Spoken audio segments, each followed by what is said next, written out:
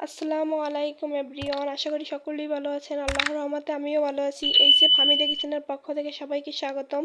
আপনাদের জন্য আমার আজকের রেসিপি পারফেক্টভাবে বিস্কুট পিঠা। তাই আর দেরি না করে চলুন ভিডিওটি শুরু করা যাক। আর অবশ্যই সম্পূর্ণ ভিডিওটি না টেনে শেষ পর্যন্ত দেখার অনুরোধ রইল। আমি প্রথমে একটি বাটির ভিতর দুটো ডিম ভেঙে নিয়েছি।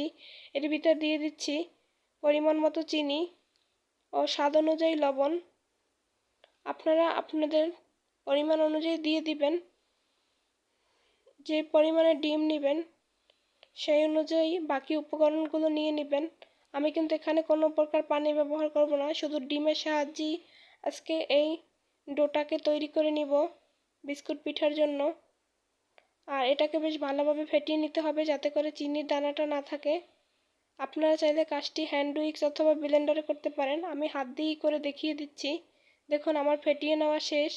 এ পর্যায়ে আমি এখানে আটা অ্যাড করে দিচ্ছি।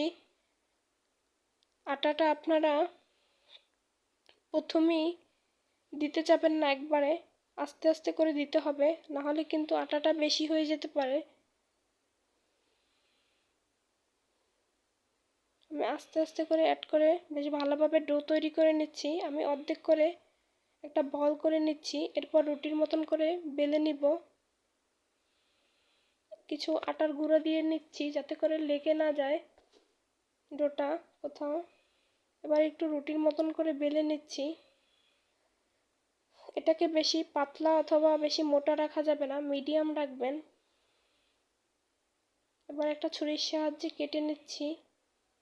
আমি আড়াআড়ি করে কেটে নিচ্ছি কিছু পিঠা, আবার কিছু পিঠা সোজা করে কেটে নিচ্ছি। সাইড থেকে যেগুলো রয়ে যাবে সেগুলো দিয়ে আবার একটা রুটি তৈরি করে কেটে নেবেন এইভাবে। আর আপনারা আপনাদের পরিমাণ অনুযায়ী নিয়ে নেবেন। আমি এখানে খুব অল্প পরিমাণে পিঠা বানাচ্ছি, তাই খুব অল্প পরিমাণে নিয়েছি। আপনারা চাইলে এটা কিন্তু পিঠা কাটারের সাহায্যে করতে পারেন সুন্দর সুন্দর ডিজাইনের জন্য। আমি আপনাদের সুবিধার্থে একটি ছুরির সাহায্যে কেটে দেখিয়ে দিচ্ছি। এরপর বাকি রুটিটাকে আমি বেলে নিয়েছি। এরপর একটা ছোট্ট বাটি কেকের এর সাহায্যে কেটেছি যাতে করে একটা ডিজাইন হয়। আমার কাছে কোনো পিঠা কাটার ছিল না, আপনাদের হাতের কাছে থাকলে অবশ্যই বিভিন্ন ডিজাইনের করে কেটে নিতে পারেন। এদিকে আমি চুলাতে একটি প্যান বসিয়ে দিয়েছি, নিয়ে নিয়েছি পরিমাণ মতো তেল। তেলটা হালকা গরম হয়ে যাওয়ার পর এর ভিতরে পিঠাগুলোকে দিয়ে দিব। আর অবশ্যই চুলার আঁচটাকে একেবারে লো মিডিয়ামে রাখতে হবে, না হলে পিঠাগুলো পুড়ে যাবে। আমি উল্টে পাল্টে বেশ ভালোভাবে ভেজে নিব। এই পিঠাটা কিন্তু আপনারা অনেক দিন যাবৎ সংরক্ষণ করতে পারবেন, একটু কড়া করে ভেজে নিতে হবে।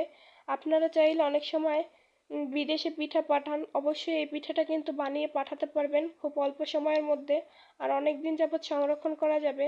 একটি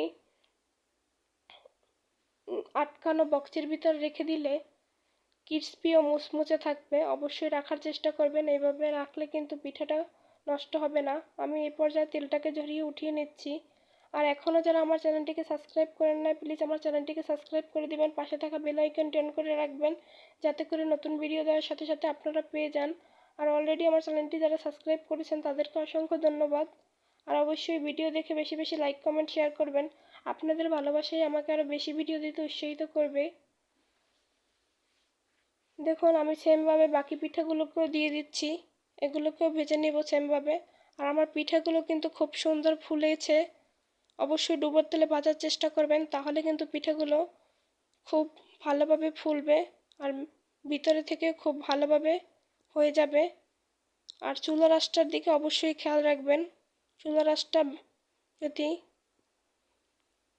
লো মিডিয়ামে না রাখেন তাহলে কিন্তু পিঠাগুলো পুড়ে যাবে, খেতে কিন্তু ভালো লাগবে না। এই পিঠাটা আপনারা ঝটপট বিকেলের নাস্তায় তৈরি করে নিতে পারেন। দেখতেই পাচ্ছেন আমি সবগুলোকে কড়া করে ভেজে নিচ্ছি। এভাবে করে ভেজে নিলে অনেক দিন যাবত পিঠাকে সংরক্ষণ করতে পারবেন। আমি সবগুলোকে উঠিয়ে নিচ্ছি। দেখুন কতটা সুন্দর ও মুচমুচে হয়েছে, দেখেই বুঝতে পারছেন। আর কতটা ফুলেছে দেখতেই পাচ্ছেন। দেখুন কতটা মুচমুচে ও ক্রিস্পি হয়েছে। অবশ্যই একবার হলেও বাসায় বানিয়ে ট্রাই করবেন। সবাইকে অসংখ্য ধন্যবাদ ভিডিও দেখার জন্য। দেখা হবে নতুন কোনো ভিডিওতে। সবাই ভালো থাকবেন, সুস্থ থাকবেন। আল্লাহ হাফেজ।